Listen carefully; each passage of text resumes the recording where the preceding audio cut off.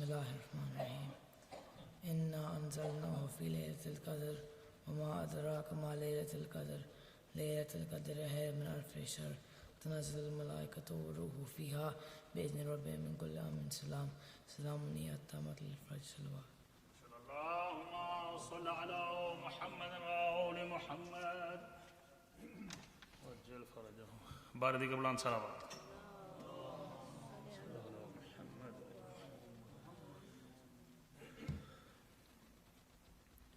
التماس کرتا ہوں جعفری برادران اون جعفری اور زین جعفری سے ممبر پہ آئیں اور ایک عدد نوحہ سنائیں بآواز بلند صلوات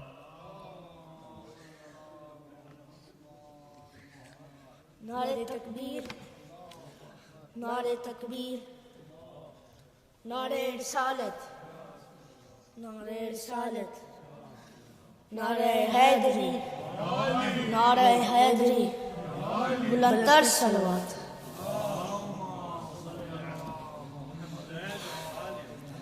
تسی علی قاسم دی بارات تسی علی قاسم دی بارات تسی علی قاسم دی بارات تسی علی قاسم دی بارات ہن پارے بڑ دریا تے ہن پارے بڑ دریا تے تسی علی قاسم دی بارات تسی علی قاسم دی بارات غازی ہاتھ افسوس ملیندے علم والا ویر بلیندے غازی ہاتھ افسوس ملیندے علم والا نیر بلیندے آوے سی حرف وفاتے آوے سی حرف وفاتے تسی علی قاسم دی بارات تسی علی قاسم دی بارات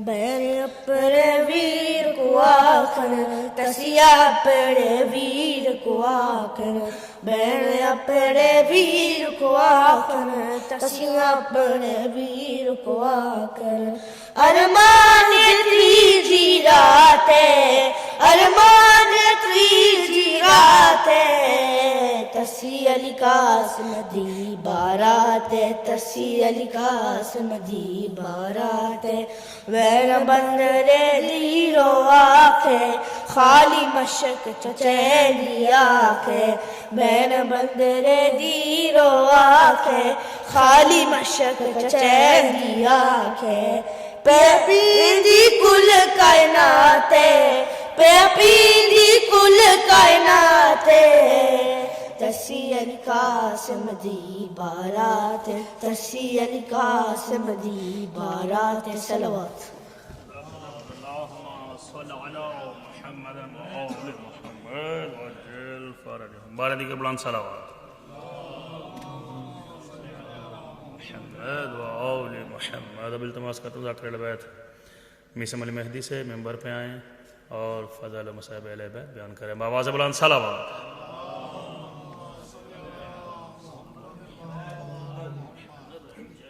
پھر بھی صلوات کریں بآواز بلند اللهم صل على محمد وآل محمد آج کے حوالے سے کوئی خاص تیاری نہیں کی تھی میر سجاد صاحب کا لکھا ہوا کلام پیش کرنا چاہوں گا سورہ کہف سناتا ہے یہ سر کس کا ہے سورہ کہف سناتا ہے یہ سر کس کا ہے خون آنکھوں سے بہاتا ہے خون آنکھوں سے بہاتا ہے یہ سر کس کا ہے سورہ کہف سناتا ہے یہ سر کس کا ہے چلتے چلتے جو سکینہ کہیں گر جاتی ہے چلتے چلتے جو سکینہ کہیں گر جاتی ہے خود کو نیزے سے گراتا ہے خود کو نیزے سے گراتا ہے یہ سر کس کا ہے؟ سورہ کہف سناتا ہے یہ سر کس کا ہے؟ جس طرف جاتا ہے بازار میں سر اکبر کا، جس طرف جاتا ہے بازار میں سر اکبر کا، اس طرف دیکھتا جاتا ہے، اس طرف دیکھتا جاتا ہے یہ سر کس کا ہے؟ سورہ کہف سناتا ہے یہ سر کس کا ہے؟ رات ہوتی ہی ہے تو معصوم سی ایک بچی کو، رات ہوتی ہے تو معصوم سی ایک بچی کو لوری نیزے سے سناتا ہے، لوری نیزے سے سناتا ہے یہ سر کس کا ہے؟ سورہ کہف سناتا ہے یہ سر کس کا ہے؟ پڑھ کے قرآن کی آیات سر زینب سے، پڑھ کے قرآن کی آیات سر زینب سے دھیان لوگوں کا ہٹاتا ہے، دھیان لوگوں کا ہٹاتا ہے یہ سر کس کا ہے؟ سورہ کہف سناتا ہے یہ سر کس کا ہے؟ جب بھی داخل کسی بازار میں ہوتے ہیں حرم، جب بھی داخل کسی بازار میں ہوتے ہیں حرم، پہلا پتھر یہی کھاتا ہے، پہلا پتھر یہی کھاتا ہے یہ سر کس کا ہے؟ سورہ کہف سناتا ہے یہ سر کس کا ہے؟ یہ سما کاش نہ دیکھے کوئی خواہر اس کی، یہ سما کاش نہ دیکھے کوئی خواہر اس کی، شمر زلفوں سے اٹھاتا ہے، شمر زلفوں سے اٹھاتا ہے یہ سر کس کا ہے؟ سورہ کہف سناتا ہے یہ سر کس کا ہے؟ میر سجاد نہیں کیا کوئی وارث اس کا، میر سجاد نہیں کیا کوئی وارث اس کا، اس کو ہر ایک ستاتا ہے، اس کو ہر ایک ستاتا ہے یہ سر کس کا ہے؟ سورہ کہف سناتا ہے یہ سر کس کا ہے؟ صلوات پر آواز بلند۔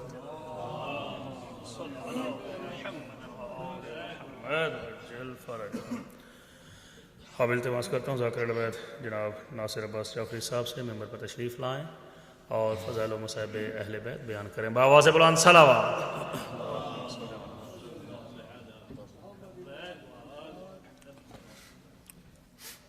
صلوات بار محمد و آل محمد۔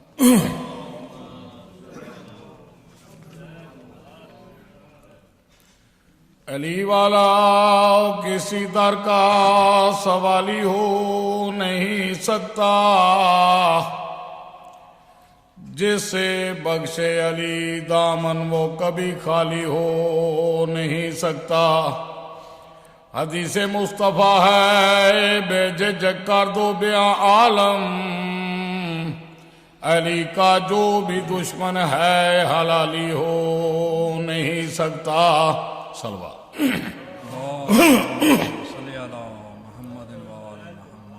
اعوذ باللہ من الشیطان اللعین الرجیم.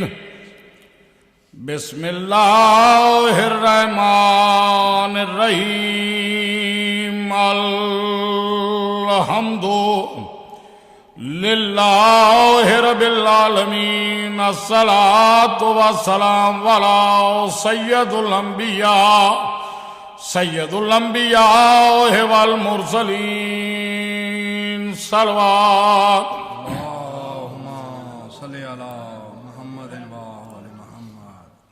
قبلہ بغیر کسی تاخیر دے میں مصدق شروع کردا. تسی سونی جی صلوات محمد و آل محمد تے پڑھو تو میں مصدق شروع کر.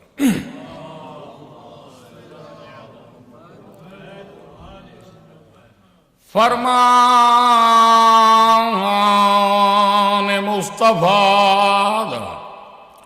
مصطفیٰ دا ہے جنت حسین.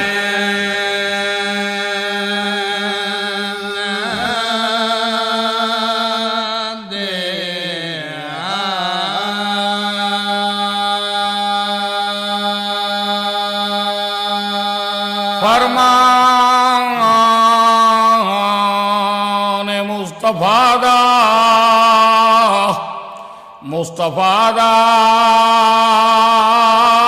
ہے جنت حسین.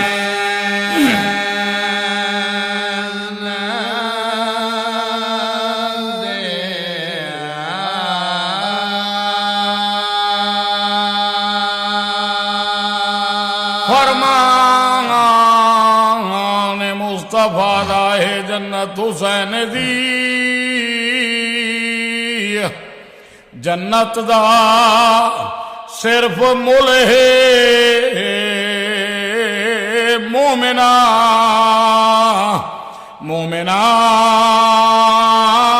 محبت حسین.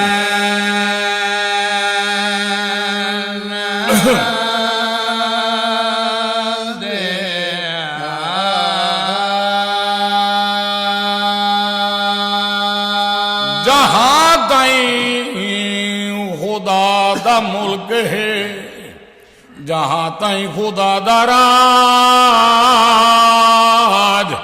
اللہ دی ہے کائنات حکومت حسین.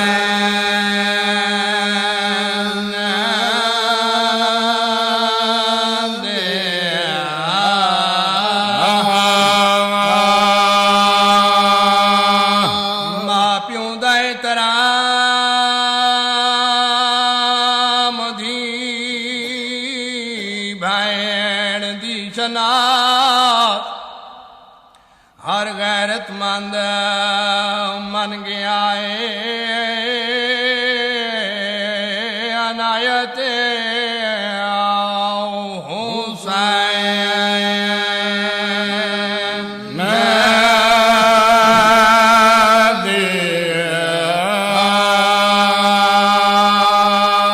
قاتل کو آنکھیں ڈر نہیں ڈردا کیوں ہے. میںڈے 18 ہاشمی جوان ٹر گئے. میری اکھاں دا نور میڈا اکبر عظیم تو لے گیا ہے. میڈے حسن ویر دی نشانی بچنا ٹر گیا ہے. میری کمر دا زور میڈا ویر عباس دین تو لے گیا ہے. تینڈا ہاتھ نپن والا کوئی نہیں ڈردا کیوں ہے. تو خنجر چلا چلا آخر کرے سے یاد شرافت حسین.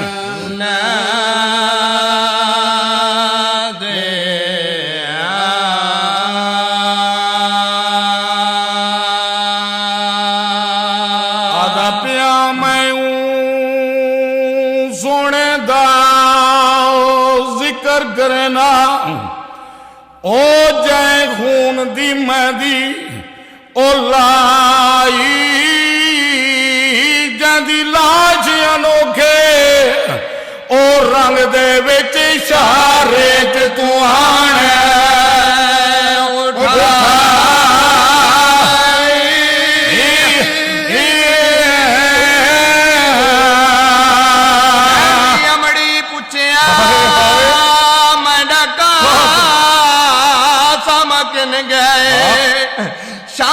گٹھڑی کھول وکھائی بی بی منہ بچڑے دا آیو چماڑ لگی کوئی صورت نظر نہ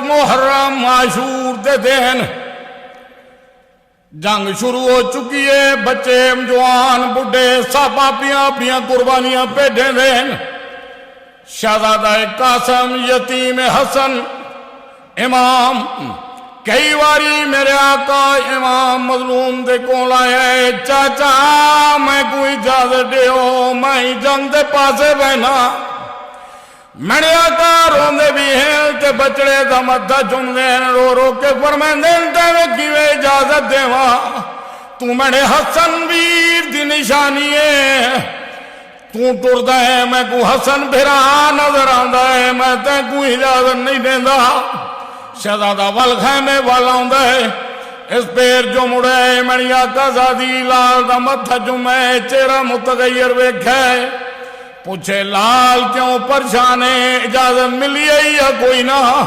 ماں دے قدمہ تے ہاتھ رکھ کے آدھے اماں میں بواری گیا لیکن چاچا اجازت نہیں دیندہ میری سین فرمائیں دیئے تینے بازو دے نال ایک تعویذ ہے تینے بابے فرمایا جو قاسم دے اوکھا وقت بڑھ بنجے او تعویذ کھولے میرے ویر حسین نڈوے تعویذ کھول جا شہزادے نے تعویذ کھولے جدا تاریر بابے دی ڈٹھی ہے شہزادے دی کوک نکل گئی ہے رو بھی پہ ہے بابے دے خط نو چمدا ہے اکھاں دے نال لاندا ہے ہولی ہولی خیرامہ ٹردا ہویا چاچے دے قریب آئے خط امام دا امام حسن علیہ السلام دا امام حسین مظلوم نو ڈٹھا ہے عزادار میں نے آقا امام مظلوم دے ویر دا خط پڑھے میں نے آقا دی کوک نکل گئی داڑھی ہنجوہ دے نال پوس گئی ہے یتیم بھتیجن سینے نال لائے سینے نال لا کے میرے آقا فرمائیں دن وانجویا قاسم کر تیاری عزادار میں نے آقا امام مظلوم دے شہزادہ خیم دے بچ آئے ماں دی نظر پہیے ماں دی نظر پئی ہے شہزادہ فرمانے اماں مل گئی ہے اجازت میں کو تیار کرو مولا امام حسن دا لباس زیبتان کی تک گئے کمر بند جناب امام حسن دا پتا گئے پاک جناب امام حسن دی بنائی گئی ہے تلوار عطا کر دیتی گئی ہے شہزادہ ہو گئے تیار پورے قیامان اہل بیت محمد دے بیچ بھی بیاندیاں کوکا بیاندیاں کوئی بھی آدھی ہے سونج مدینہ کوئی آدھی ہے برباد مدینہ کوئی آدھی ہائے علی قاسم تیاری جو دی پئیے میری آقا زادی بچڑے دا متھا چوم کے کیڑی گل کیتی ہے بھائی رونق حسین دے ویڑی مقصوم ضعیف آمادہ او میڈی غرابت دی او تفری بچڑا ہونے کر نہیں دے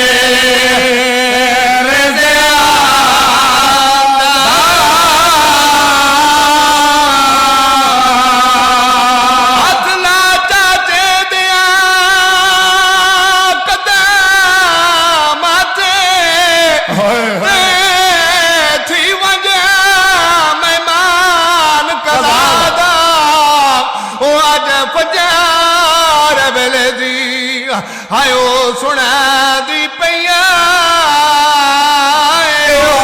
اکبر دی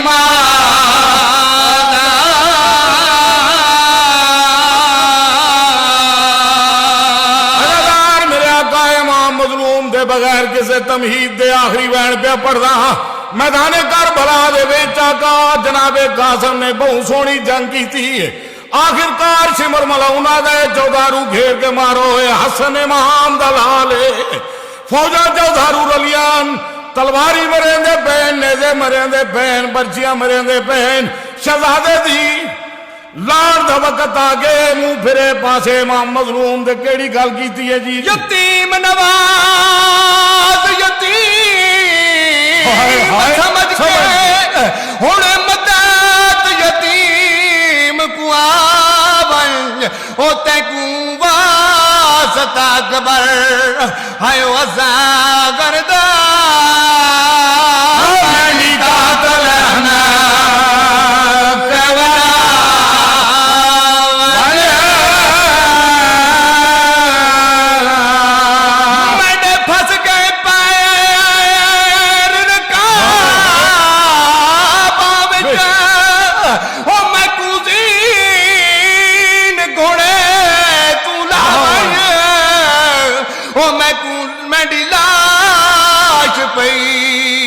او پامال ہوندی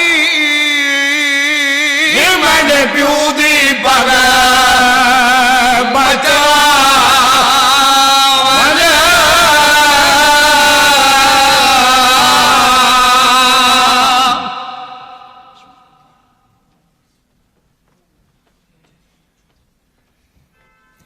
جزاک اللہ باز بلند صلوات بھیجی محمد اور محمد کی ذات پر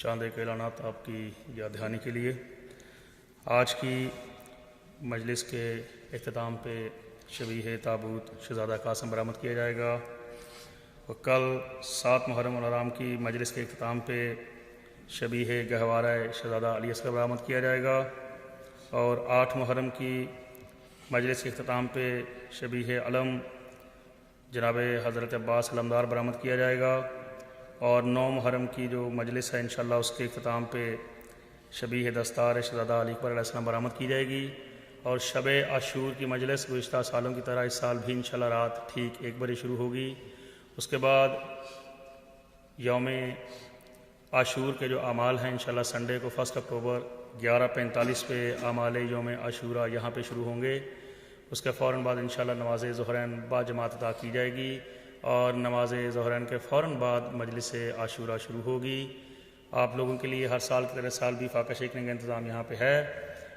شام غریباں کی مجلس ہے مغربین کے فوراً بعد یہاں پہ شروع ہوگی آپ سے التماس کروں گا کہ اپنی شرکت کو بھرپور اور یقینی بنائی گئے تمام پروگراموں میں وہی بات جو ہمیشہ کہا کرتا ہوں میرے سے بہتر جانتے ہیں کہ خدا جانے ہم میں سے اگلے سال یہ ایام کس کو نصیب ہوں اور کس کو نہ ہوں لہذا پروردگار عالم نے جو وقت ہمیں دیا ہے جو موقع دیا ہے اس کو غنیمت جانیے اور مجالس میں اس انداز سے تشریف لائیے کہ سیدہ کو ان کی اولاد کا پرسہ دے کے اپنے آپ کو اس جہان میں سرخرو کریں اور اپنا اگلا جہان بھی انشاءاللہ بہتر بنائیں بآواز بلند درود بھیجیے محمد و آل محمد کی ذات پر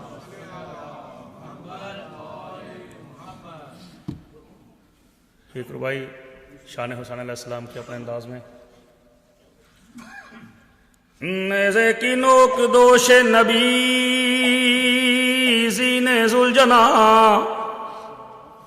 میرے مولا حسین علیہ السلام کی کیا شان ہے کیسی سواری آپ کو پسند ہے نیزے کی نوک دوش نبی زین ذوالجنا جچتی ہے اس طرح کی سواری حسین کو اور جس زندگی پہ سایہ ظلم یزید ہو اس زندگی سے موت ہے پیاری حسین کو درود پڑھتے بلند آواز میں محمد و محمد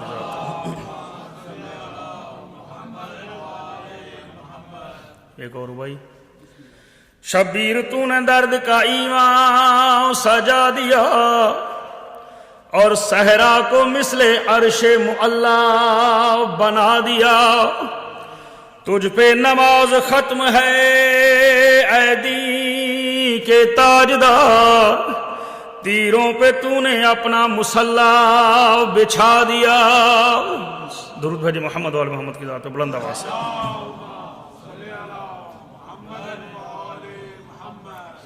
بلا تاخیر التماس کرتا ہوں حجت الاسلام قبلہ و کعبہ مولانا اصغر اعجاز صاحب سے ممبر پر تشریف لائیں اور اس سلسلے کی آج اس 7ویں مجلس سے خطاب فرمائیں۔ بآواز بلند صلوات۔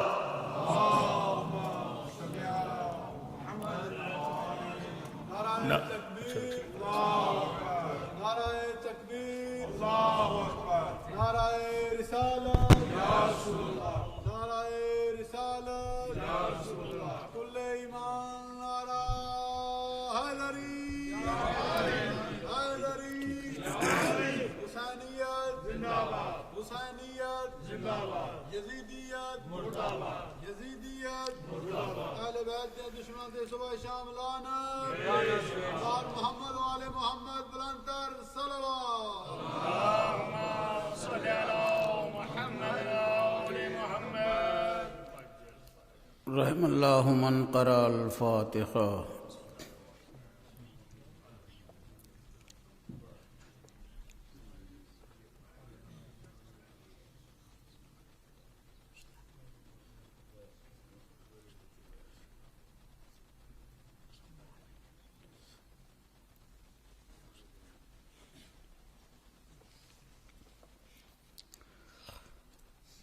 لا حول ولا قوة إلا بالله العلي العظيم۔ أعوذ بالله من الشيطان اللعين اللئيم الرجيم۔ بسم الله الرحمن الرحيم۔ الحمد لله رب العالمين، والصلاة والسلام على أشرف الأنبياء والمرسلين، سيدنا ونبينا وحبيب قلوبنا وطبيب نفوسنا أبي القاسم المحمد اللهم صل على محمد وآل محمد وعلى آله الطيبين الطاهرين المعصومين المظلومين، واللعنة الدائمة الباقية على أعدائهم أجمعين من الآن إلى قيام يوم الدين، أما بعد، فقد قال الله تعالى في الفرقان الحميد والقرآن المجيد وقوله الحق: أعوذ بالله من الشيطان الرجيم، يا أيها الذين آمنوا اتقوا الله وكونوا مع الصادقين۔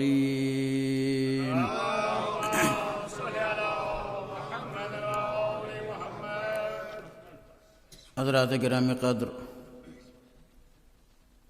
پاکستان میں ایک مومنہ خانم طیبہ ایک ایکسیڈنٹ کا شکار ہو گئی ہیں۔ آئیے ہم سب بارگاہ پروردگار میں معصومین کے توسل اور ان زیارتوں کے صدقے میں جو آپ برآمد کرنے والے ہیں ان ایام میں، اللہ کی بارگاہ میں دعا کریں، الہی بحق الزہرا وابیہا وبالہا وبنیہا والسر المستودع فیہا، ساری کائنات میں جہاں جہاں شیعان حیدر کرار بیمار ہوں انہیں ان زیارتوں کے صدقے میں شفائے عاجل و صحت کامل عنایت فرما۔ حاضرین مجلس کے متعلقین میں اگر کوئی بیمار ہو، مریض ہو، انہیں بیمار کربلا کے صدقے میں شفائے عاجل و صحت کامل عنایت فرما۔ خاص طور سے خانم طیبہ کو اور مولانا رضا حیدر صاحب کو شفائے عاجل و صحت کامل عنایت فرما۔ بر محمد وآل محمد صلوات۔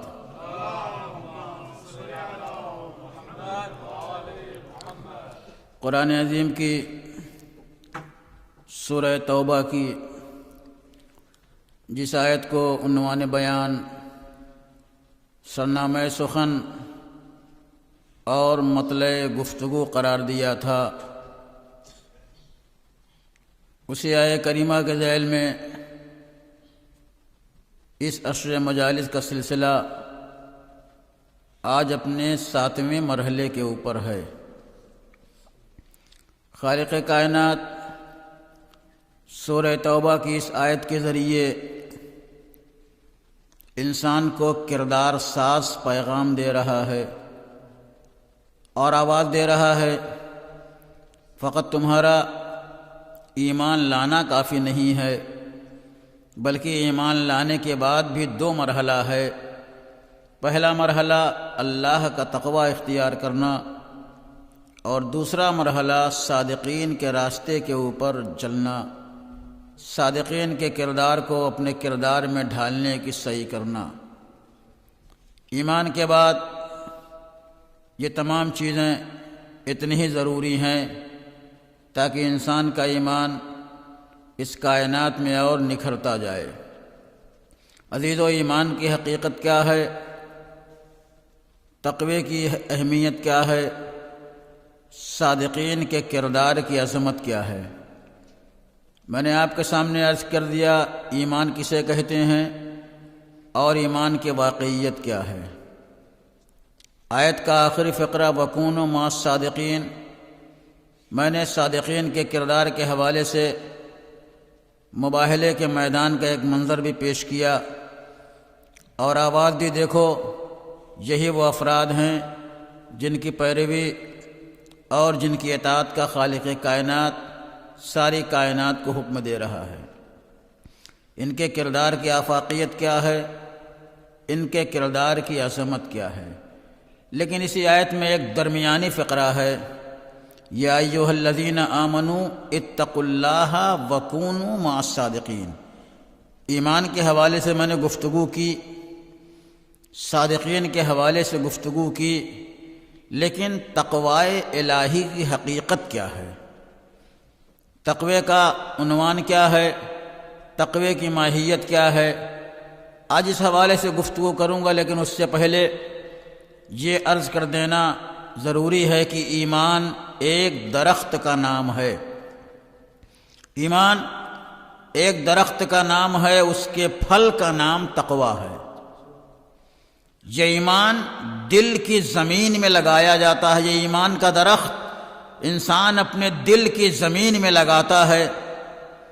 اس کی جڑوں کو اصول دین کہا جاتا ہے اور اس کی شاخوں کو فروع دین کہا جاتا ہے۔ آپ مجھ سے بہتر جانتے ہیں کہ درخت پھل لانے کے لیے لگایا جاتا ہے۔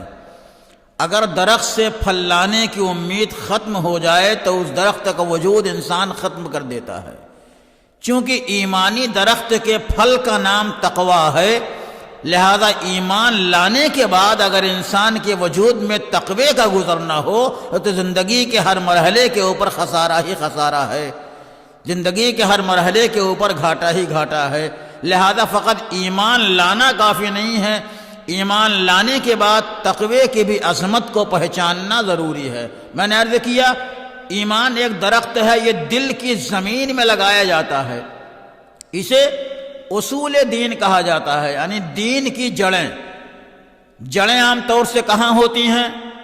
جڑیں عام طور سے زمین کے سینے کے اندر ہوتی ہیں، زمین کے پردے میں چھپی ہوئی ہوتی ہیں، اور یہ جڑیں اسی زمین کے اندر پھیلتی ہیں، پھولتی ہیں، ان کے رگ و ریشے نہ جانے کہاں کہاں زمین کے اندر پہنچ جاتے ہیں، نہ جانے کہاں کہاں ان کے ریشے پھیلتے جاتے ہیں، لیکن اس کی شاخیں زمین سے اوپر ہوتی ہیں۔ جڑیں زمین کے اندر ہوتی ہیں اور ان درختوں کی شاخیں زمین سے اوپر ہوتی ہیں۔ بعضیزو یہی مرحلہ ایمان اور تقوی کا ہے۔ ایمان اصول دین کی منزل میں ہے، یہ ایمان انسان کے دل کی اندرونی زمین میں پایا جاتا ہے، اور انسان کا اعمال صالح، انسان کا کردار اعضاء و جوارح کی شکل میں شاخوں کی طریقے سے اس کے وجود سے نمایاں ہوتا ہے۔ تو جڑیں بھی ضروری ہیں وجود کے لیے، اور شاخوں کا بھی وجود کے لیے، شاخوں کا بھی اس کائنات میں وجود ضروری ہے۔ لیکن یاد رکھیے اگر جڑیں کمزور ہوں گی تو شاخیں مضبوط ہو ہی نہیں سکتی۔ اگر جڑیں مضبوط ہوں گی تو شاخیں مضبوط ہوں گی۔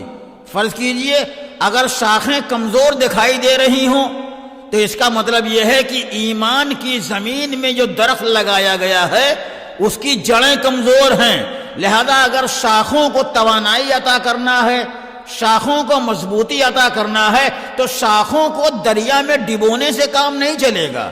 ساتوں سمندر کا پانی اگر شاخوں کے اوپر اڑیل دیجئے تو شاخوں کے اوپر کوئی فرق پڑنے والا نہیں ہے. اگر شاخیں کمزور ہوں شاخوں کے اندر پھل نہ آ رہا ہو تو آپ جڑ کی خبر لیجئے، جڑوں کو سیراب کیجئے، جڑوں میں پانی دیجئے. جتنی جڑیں مضبوط ہوتی جائیں گی اتنا ہی شاخیں مضبوط ہوتی جائیں گی، اور پھل بھی انہی شاخوں سے انسان کو ملے گا جس کی جڑیں مضبوط ہوں گی. یہ ایمان انسان کا جتنا ہی مضبوط ہوتا جائے گا اتنا ہی اس کے کردار کی عظمت کائنات میں روشن ہوتی جائے گی. ایک صلوات بھیج دیں بر محمد.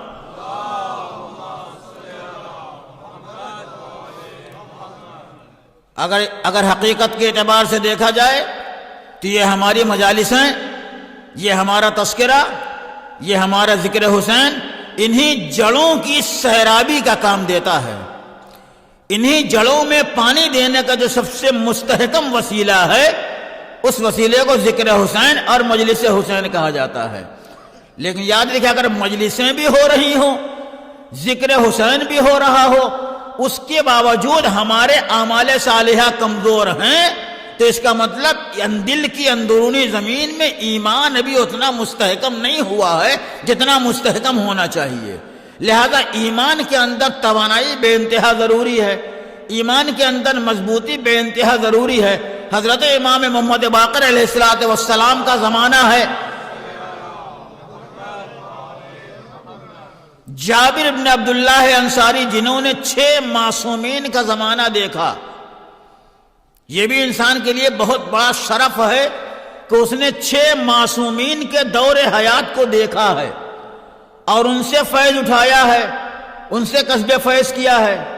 تو جابر بن عبداللہ انصاری نے 6 معصومین کا زمانہ دیکھا، رسول کا زمانہ دیکھا، مولا کائنات کا زمانہ دیکھا، شہزادی کائنات کا زمانہ دیکھا، علی مرتضیٰ کا زمانہ دیکھا، امام حسن مجتبیٰ کا زمانہ دیکھا، حسین شہید کربلا کا زمانہ دیکھا، امام زین العابدین کا زمانہ دیکھا، اور 5ویں امام کا زمانہ بھی دیکھا. جس نے 6 معصومین کا زمانہ دیکھا ہو، 6 معصومین کے کردار سے فیض اٹھانے کا جس ذات کو موقع ملا ہو، آپ انصاف سے بتائیے اس کے کردار کی عظمت کیا ہونی چاہیے، اس کے ایمان کے اندر کتنی طاقت ہونی چاہیے. امام محمد باقر نے پوچھا جابر یہ بتاؤ تم میرے جد کی خدمت میں رہے، تم نے 6 معصومین کے عصمتوں کا زمانہ دیکھا، ان سے فیض اٹھایا، ان سے کسب فیض کیا، اب یہ بتاؤ تمہارے ایمان کی منزل کیا ہے. امام اپنے چاہنے والے سے سوال کر رہے ہیں تم نے اتنے معصومین کا زمانہ دیکھا، اب بتاؤ تمہارے ایمان کی منزل کیا ہے، تمہارا ایمان کس درجے تک پہنچا، تمہارے ایمان کی عظمت کیا ہے. ایک دفعہ جابر نے آواز دی، فرزند رسول اتنے معصومین کا دور عصمت دیکھنے کے بعد جابر کی نگاہوں سے یہ کائنات گر گئی ہے، اور اب آپ نے جابر کے ایمان کے مسئلے کے بارے میں سوال کیا ہے کہ میرے ایمان کی عظمت کیا ہے، تو وہ اتنا سمجھ لیے اتنے معصومین سے فیض اٹھانے کے بعد جابر کے ایمان کی عظمت یہ ہے کہ وہ غربت کو دولت کے اوپر ترجیح دیتا ہے. جابر اپنا ایمان بتا رہے ہیں کہ میں غربت کو دولت کے اوپر ترجیح دیتا ہوں، میں ضعیفی کو جوانی کے اوپر ترجیح دیتا ہوں، میں مرض کو صحت کے اوپر ترجیح دیتا ہوں. جابر نے اپنے ایمان کی منزل بتا دیا، اور اپنے ایمان کی منزل بتانے کے بعد آواز یہ فرزند رسول یہ تو ہمارے ایمان کی منزل ہے، اب آپ بتائیے آپ کے ایمان کا درجہ کیا ہے، آپ کے ایمان کی بلندی کیا ہے، آپ کے ایمان کی شان کیا ہے. عزیزو امام کا جواب دینے سے پہلے اتنا بیان کرتا چلوں، خدا نخواستہ اگر یہ سوال ہم سے پوچھ لیا جاتا کہ بتاؤ آپ کے ایمان کی منزل کیا ہے تو ہم کیا جواب دیتے. خدا کی قسم ہم ایمان کی منزل میں کتنا ہی مبالغہ کرتے، کتنے ہی بات کو بڑھا چڑھا کے بیان کرتے، اتنا جامع اور مستحکم جواب دے ہی نہیں سکتے تھے جتنا جامع اور مستحکم جواب جابر نے دیا ہے. جابر نے کیا کہا کہ میں دنیا کے گر جانے کے بعد میں دولت کو عزیز نہیں سمجھتا ہوں اور میں غربت کو بہتر سمجھتا ہوں، میں ضعیفی کو بہتر سمجھتا ہوں، میں مرض کو بہتر سمجھتا ہوں۔ آپ بتا ہم میں سے کون ایسا انسان ہے جو دولت کے مقابلے میں غربت کو بہتر سمجھتا ہو؟ ہم میں سے کون ایسا انسان ہے جو صحت کے مقابلے میں مرض کو بہتر سمجھتا ہو؟ ہم میں سے کون ایسا انسان ہے جو ضعیفی کے مقابلے میں، جو جوانی کے مقابلے میں ضعیفی کو بہتر سمجھتا ہو؟ یہاں تو حران دولت کی تمنا ہے، حران مال کی تمنا ہے، حران منال کی تمنا ہے، حران حکومت کی تمنا ہے، حران دبدبے کی تمنا ہے، حران بلندی کی تمنا ہے، حران برتری کی تمنا ہے، حران اپنے کو دوسرے کے اوپر بلند رکھنے کی تمنا ہے۔ ہم میں کون ایسا انسان ہے جو غربت کو بلند سمجھتا ہو؟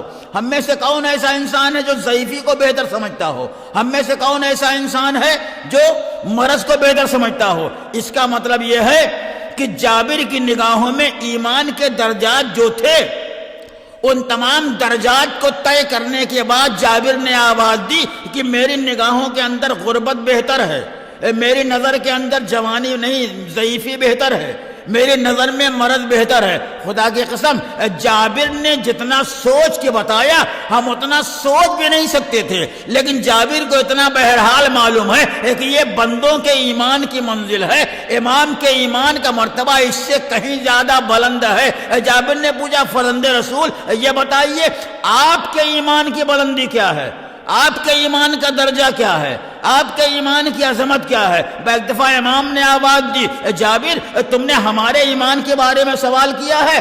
یوں سمجھ لو ہمارے ایمان میں اور تمہارے ایمان کے درمیان زمین و آسمان کا فرق ہے۔ کہا وہ کیسے فرق ہے؟ کہا تم نے اپنے حالات کا فیصلہ خود کر لیا ہے، تم نے اپنے حالات کو دیکھا، اپنے تقاضوں کو دیکھا اور اپنے حالات کو دیکھنے کے بعد کہہ دیا کہ میں غربت کو بہتر سمجھتا ہوں اور میں ضعیفی کو بہتر سمجھتا ہوں، میں مرض کو بہتر سمجھتا ہوں۔ یہ ایمان کی منزل میں میں کی کوئی عظمت نہیں ہے۔ جب تک انسان کے یہاں انانیت کا وجود رہے گا انسان مکمل ہو ہی نہیں سکتا، انسان کا ایمان ناقص ہی ناقص رہے گا۔ ایمان کی منزل میں انا کی گنجائش نہیں ہے۔ جب تک میں سلامت رہے گا انسان کا ایمان مکمل نہیں ہوگا۔ امام نے آواز دی ہمارے اور تمہارے ایمان میں یہ فرق ہے کہ تم نے اپنے حالات کا فیصلہ خود کر لیا ہے اور اپنے حالات کا فیصلہ خود کرنے کے بعد آواز دی کہ میں غربت کو بہتر سمجھتا ہوں، لیکن ہمارے ایمان کی شان کو دیکھو، ہمارے ایمان کے کمال کو دیکھو، ہمارے ایمان کی بلندی کو دیکھو، ہمارے ایمان کی برتری کو دیکھو۔ ہم نے اپنے ایمان کا فیصلہ خود نہیں کیا ہے، ہم نے اپنے حالات کا فیصلہ خود نہیں کیا ہے۔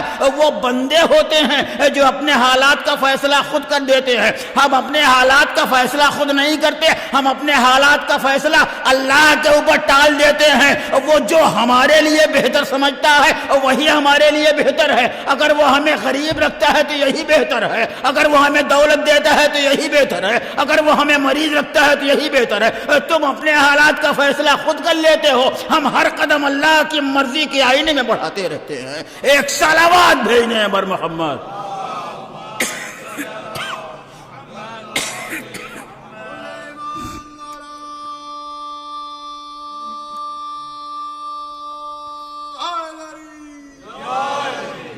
عزیزو غلام اور آقا کے ایمان میں اتنا فرق بہرحال ہونا ہی چاہیے۔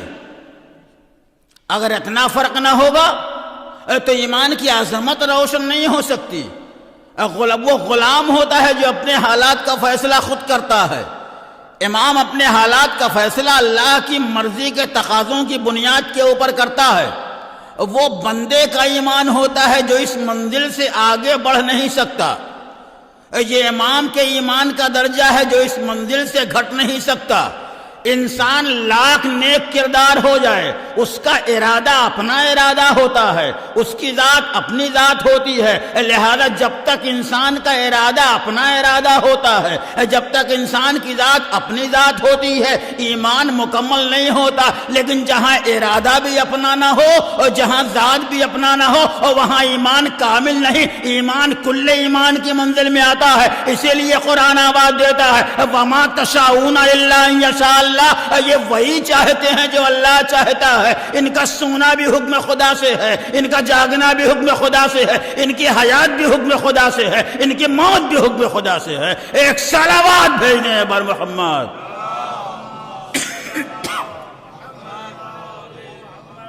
اور یہیں سے ایک پہلو اور روشن ہو جاتا ہے. جب کل جنگ خندق میں مولا کائنات عمرو ابن عبدہ کے مقابلے میں جا رہے تھے تو رسول نے کیا فرمایا تھا؟ برزل ایمان و کلو الکفر کلے. آج کل ایمان کل کفر کے مقابلے میں جا رہا ہے. یعنی رسول نے مولا کائنات کی ذات کو کل ایمان کہا ہے، اور جو کفر کا پیکر بن کے آیا تھا اس کے وجود کو کل کفر کہا ہے. آپ بتائیے، اگر ایک انسان کل ایمان بن جائے تو باقی دوسرے انسانوں کے ایمان کی کیا حیثیت ہوگی؟ کیا ایمان کی منزل میں علی کے علاوہ کسی اور کی گنجائش نہیں ہے؟ یہ آپ نے ایک ہی انسان کو کل ایمان کیوں بنا دیا؟ رسول یہی تو کہہ رہے ہیں کہ کل ایمان کل کفر کے مقابلے میں جا رہا ہے. کیا علی کے علاوہ کسی اور کا ایمان کامل ہے ہی نہیں ہے؟ کیا یہی کل ایمان کی منزل لگتے ہیں؟ اگر ایک انسان کل ایمان بن جاتا ہے تو دوسرے انسانوں کے ایمان کی عظمت کیا ہوگی؟ کہا تمہیں نہیں معلوم، جہاں انسان کا ارادہ اپنا ارادہ ہوتا ہے، جہاں انسان کی ذات اپنی ذات ہوتی ہے، وہاں ایمان منزل کمال کے اوپر نہیں پہنچتا. لیکن جہاں انسان کا ارادہ بھی اللہ کا ہوتا ہے، انسان کی ذات بھی اللہ کی ہوتی ہے، وہاں بندہ کامل الایمان نہیں ہوتا، کل ایمان ہوتا ہے. کیا تمہاری نگاہوں نے قرآن میں یہ منظر نہیں دیکھا؟ علی نے بستر رسالت کے اوپر سو کے اپنا نفس خدا کے حوالے کر دیا اور خدا کی مرضی لے لی. یعنی اب علی کی ذات نہیں ہے، علی کا نفس اللہ کا نفس ہے. اور دوسرا منظر، علی نے اپنی پوری حیات نقش قدم رسالت کے اوپر قدم جما کے کائنات کو بتا دیا جو علی کا ارادہ ہے وہی رسول کا ارادہ ہے، جو رسول کا ارادہ ہے وہی خدا کا ارادہ ہے. تو علی کا نفس بھی علی کا نہیں ہے، علی کا ارادہ بھی علی کا نہیں ہے، علی کا نفس بھی خدا کا ہے، علی کا ارادہ بھی خدا کا ہے. جہاں یہ دونوں صورتیں ہوتی ہیں وہاں بندہ کل ایمان ہوتا ہے. ایک صلوات بھیجیں.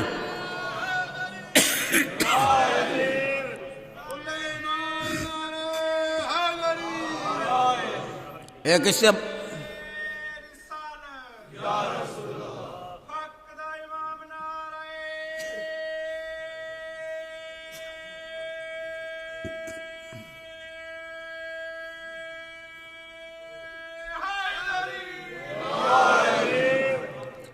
سے بلندر صلوات بھیجیے آپ حضرات.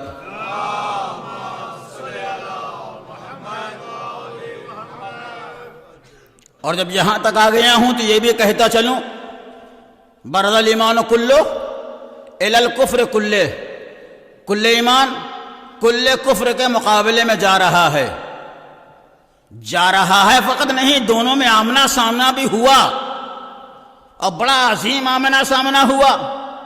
اور جب آمنا سامنا ہوا، دو بدو گفتگو ہوئی تو ایک دفعہ کل ایمان آگے بڑھتے ہیں اور آگے بڑھ کے سوال کرتے ہیں، اے عمرو، میں نے سنا ہے اگر تیرے سامنے کوئی 3 مسئلہ رکھے تو تینوں مسئلوں میں سے کسی ایک مسئلے کو ضرور قبول کرتا ہے. کہاں آپ نے صحیح سنا ہے، میرے سامنے کوئی 3 سوال رکھے، میں اس تینوں سوالوں میں سے ایک سوال کو ضرور قبول کرتا ہوں. کہا اچھا، میں تیرے سامنے 3 مسئلہ رکھتا ہوں. کہا پہلا مسئلہ کیا ہے؟ کہا کفر سے باز آ جا، دائرے اسلام میں داخل ہو جا. کہا یہ ممکن نہیں ہے. اپنے قبیلے والوں کو کیا جواب دوں گا؟ اپنے گھر والوں کو کیا جواب دوں گا؟ اپنے حواشی موالی کو کیا جواب دوں گا؟ لہذا دائرے اسلام میں آنے کا امکان نہیں ہے. پہلا سوال رد ہو گیا. کہاں؟ کہا تیرا دوسرا سوال، کہا آپ کا دوسرا سوال کیا ہے؟ ایک دفعہ علی نے اس کے وجود کو دیکھا، اس کے تیور کو دیکھا، اس کے انداز کو دیکھا. اس نے دائرے اسلام میں آنے سے انکار کر دیا. گویا پہلا سوال رد ہو گیا. علی نے دوسرا سوال کیا. کہا دوسرا سوال کیا ہے؟ کہا یہ بتا، تو جنگ کے لیے آیا ہے؟ کہاں جنگ کے لیے آیا ہوں؟ میں بھی جنگ کے لیے آیا ہوں. کہا اگر جنگ کے لیے آیا ہے تو میرے اور تمہارے درمیان جنگ ہو جائے. کہا یہی وہ سوال ہے. بلکہ دوسرا سوال انہیں اور کیا، اگر تو جنگ کے لیے آیا ہے تو اس جنگ سے باز آ جا، اس جنگ سے راہ فرار اختیار کر لے، واپس چلا جا. کہا یہ بھی ممکن نہیں ہے. میں میدان جہاد میں آ جانے کے بعد واپس چلا جاؤں، ممکن نہیں ہے. لوگ میری بہادری کا قصیدہ پڑھتے ہیں، لوگ میری شجاعتوں کا کلمہ پڑھتے ہیں، لوگ میرے اشار کا کلمہ پڑھتے ہیں، میں اگر واپس چلا گیا تو کیا جواب دوں گا؟ ایک انسان سے ڈر گیا کہ اچھا اگر وہ نہیں قبول تو یہ نہیں قبول، تو تیسرا مسئلہ ہے کہ تو پھر گھوڑے سے اتر اور مجھ سے جہاد کر۔ لوزیدو یہی وہ سوال تھا جو اس نے قبول کر لیا۔ تاریخ نے لکھا کہ دونوں میں بڑا عظیم جہاد ہوا، یہ دو بدو جنگ ہو رہی تھی، آمنے سامنے ایک ایک انسان میں جنگ ہو رہی تھی۔ حالانکہ علی نے اس جنگ میں نہ جانے اور کتنے افراد کو قتل کیا، لیکن نہ جانے اس جنگ میں عمرو ابن عبدود کے سر پہ علی نے ایک ضربت میں کتنی معرفتیں بھر دی تھیں کہ رسول نے آواز دے دی، ضربت علی یوم الخندق افضل من عبادت الثقلین، علی کی ایک ضربت ثقلین کی عبادت سے بھاری ہے۔ عزیزو ثقلین کسے کہتے ہیں؟ ثقلین میں جنات و انسان سب شامل ہیں۔ جب سے کائنات آباد ہوئی ہے اس وقت سے لے کے آج تک، آج سے لے کے قیامت کے آخری لمحے تک جتنی عبادتیں ہوں گی ساری عبادتوں کے اوپر علی کی ایک ضربت بھاری ہے۔ تو کیا علی نے اپنی پوری زندگی فقط ایک ہی دفعہ تلوار چلائی ہے؟ جس کی ایک ضربت ثقلین کی بندگی کے اوپر بھاری ہو جائے اس کی ساری ضربتیں کیسی رہی ہوں گی، اور جس کی ساری ضربتیں ایسی رہی ہوں گی اس کی عبادتوں کا اندازہ کون لگا سکتا ہے؟ اس کے بارے میں یہی کہا جا سکتا ہے اس کا ہر لمحہ اللہ کی مرضی کا آئینہ ہو جاتا ہے۔ تو یہ ہے علی نے حملہ، پہلے اس نے حملہ کیا اور اپنے سوم ناقص میں عمرو نے بڑا زبردست حملہ کیا تھا، مگر اسے خیال تھا میرا حملہ علی کے وجود کے اوپر کارگر ہو جائے گا۔ اسے نہیں معلوم علی کسی عام انسان کا نام نہیں ہے، اس ذوالفقار کا وارث ہے جسے خالق کائنات نے نازل کیا تھا، صاحب ذوالفقار کا نام علی ہے۔ علی نے اس کے حملے کو روکا، اور جب علی کے حملہ کرنے کا مرحلہ آیا تو علی نے بھی حملہ کیا، لیکن تاریخ لکھتی ہے حملہ کرتے کرتے ایک دفعہ علی نے عمرو بن عبدود کو زمین کے اوپر پٹخ دیا۔ اب جب پٹخ دیا تو اس کے سینے کے اوپر سوار ہو گئے، تاریخ نے لکھا اس کے سینے کے اوپر سوار ہو گئے۔ بس جیسے ہی علی اس کا سر قلم کرنا چاہتے تھے اس نے گستاخی کر دی، اس نے بے ادبی کر دی، اس نے معصوم وجود کے چہرے سے بے ادبی کی اور اپنا لعاب دہن امام کے رخسار کے اوپر اچھال دیا۔ علی فوراً اس کے سینے سے اتر آئے۔ جیسے ہی اس نے امام کے ساتھ بے ادبی کی، گستاخی، دشمن کے اوپر قابو مل جانے کے بعد دشمن کو چھوڑ دینا بڑے کلیجے کا مرحلہ ہوتا ہے۔ انسان اگر دشمن کو اپنے قابو میں کر لے اور پھر دشمن کو چھوڑ دے، اب کوئی معمولی کام نہیں ہے، لیکن دشمن کے اوپر علی کو قابو ہے، دشمن کے سینے کے اوپر علی سوار ہیں، لیکن جیسے ہی اس نے گستاخی کی علی اس کے سینے سے اتر آئے۔ اب علی کے لشکر میں ہر مزاج کے افراد تھے، ہر فکر کے لوگ تھے۔ لوگ کہنے لگے یا علی یہ آپ سے بڑی آج سیاسی غلطی ہو گئی ہے۔ کیا سیاسی غلطی ہو؟ کہا اگر دشمن سنبھل گیا اور اس نے تلوار چلا لی تو پھر نہ ہمارا پتہ رہے گا نہ ہمارے لشکر کا پتہ رہے گا۔ بغداد علی نے آواز دی یہ تمہاری نگاہوں میں میری سیاسی غلطی ہے، لیکن تمہیں نہیں معلوم یہی میرا عمل ایسا عمل ہے جو اللہ کی بارگاہ میں قابل قبول ہے۔ کہا علی پھر یہ بتائیے آپ اس کے سینے سے اتر کیوں آئے؟ کہا تجھے نہیں معلوم جب میں اس کے سینے کے اوپر سوار تھا اس نے میرے چہرے کے اوپر اپنا لعاب دہن اچھال دیا تو مجھے غصہ آ گیا اور میرے جذبات بھڑک اٹھے۔ اگر میں غصے کے عالم میں اس کا سر قلم کر دیتا تو جو کام میں اللہ کے لیے کر رہا تھا اس میں اپنا نفس شامل ہو جاتا، لہذا میں پہلے اس کے سینے سے نیچے اترا۔ جب میرا غصہ دور ہو گیا تو میں نے رضائے پروردگار کے لیے اس کے سر کو قلم کیا تاکہ دنیا کو پیغام دوں انسان کا ہر عمل خدا کے لیے ہونا چاہیے، بندوں کے لیے نہیں ہونا چاہیے۔ ایک صلوات بھیج دیں بر محمد۔